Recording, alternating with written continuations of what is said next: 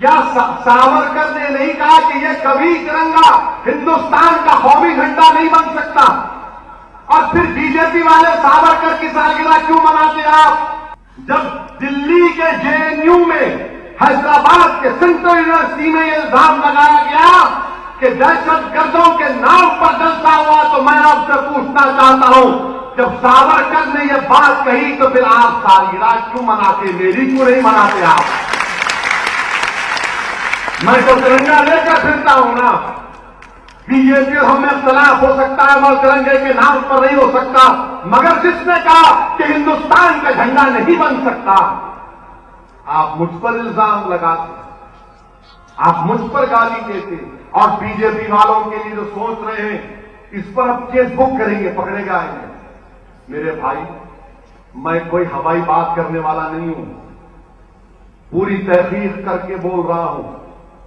और ये आर्टिकल एक वेबसाइट है जिसका नाम है कैच न्यूज। हर चीज पे इल्जाम। हद हो गई मुल्क में कि हमारे मुल्क के हालात ऐसे हो चुके हैं मेरे भाई कि कभी अखलाक को मारा गया था, दादरी में अखलाक को मारे तो तूफान मच गया। लोगों ने समझा कि शायद इंसाफ होगा, मगर अखलाक की फैमिली पे केस हो गया। इसीलिए मैंने कहा था कि समाजवाद और बीजेपी, ये दोनों का एक ही बात है, ये दोनों मिलते हैं। आप अखलाक की फैमिली को पैसे दिए और उन पर केस भी बुक कर रहे आप। ये अजीब हुकूमत है। पैसे दे रहे हैं कि तुम पर जुल्म हुआ, तुम्हारे वालिद को शहीद किया गया, उसके भाई को मारा गया, उसकी मां को मारा गया, उसकी अखलाक मरहूम की बेटी से क्या हुआ मैं बयान नहीं कर सकता, मगर आप केस भी बुक कर रहे हैं। वाह है समाजवाद आपका। लोहिया का नाम लेने वालों, अगर लोहिया जिंदा होते तो लोहिया कहते कि लोहिया के लड़ाई लड़ रहा है तो ये मंजलिस और असदुद्दीन ओवैसी लड़ रहे हैं। लोहिया को भूल चुके हैं। ये खाली सफाई में नाच गाना होता है। बड़े बड़े फिल्म एक्टर आकर कमर मटकाते हैं और समाजवाद लोहिया के नाम लेवा बैठकर खुश होते हैं, हिंदी गाते हैं। वाह!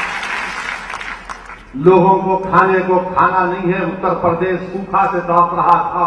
बुंदेलखंड में लोग घास खा रहे थे अपनी भूख को मिटाने के लिए, तो समाजवाद और लोहिया का नाम लेने वाले बड़े बड़े एक्टरों का गाना सुन रहे थे। मुबारक हो आपको, बहुत मुबारक हो।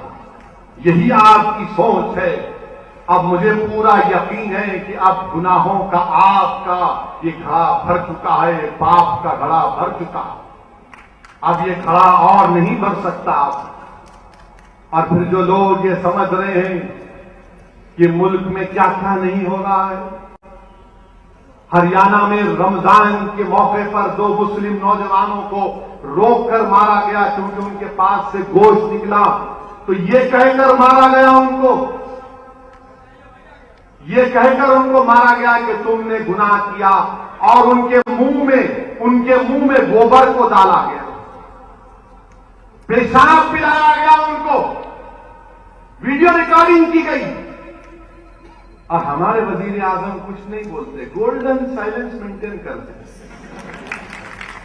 खामोशी अख्तियार करते, खाली रेडियो पर बोलते, और वो भी अपने मन की बात बोलते, गरीबों के मन में जो है वो बयान नहीं करते। मध्य प्रदेश में खवातीनों को मारा गया मंसूर में। वो मुस्लिम औरतें पुकार करके हमारे पास रसीद है, इजाजत है, मगर मारा गया। हम समझ रहे थे कि शायद अखलाक की शहादत के बाद जुल्म खत्म होगा। हम समझ रहे थे कि शायद हमारे बच्चों के मुंह में गोबर और पेशाब डालने के बाद ये जालिमों को होश आएगा तो हमारी बहनों तक भी हाथ उठाएंगे।